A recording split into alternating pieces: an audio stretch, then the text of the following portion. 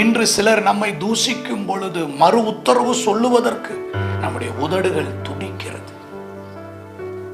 நம்முடைய இருதயத்திலே கோபம் கொப்பளித்து எழும்பி வருகிறது. என்னை பார்த்து இப்படி பேசிவிட்டார்களே, என்னை பார்த்து அவர்கள் எப்படி இந்த வார்த்தையை சொல்ல முடியும் என்று ஆக்ரோசப்படுகிறோம். ஆனால் தாவீது பாருங்கள், அமைதியாய் அவன் தூசிக்கட்டும், அதை கர்த்தர் பார்த்துக் கொள்வார். நம்முடைய வாழ்க்கையில் வருகிற சில விமர்சனங்களுக்கு, நம்மை நோக்கி வருகிற சில குற்றச்சாட்டுகளுக்கு நம்மிடத்தில் பதில் சொல்லுவதற்கு பதில் இல்லை.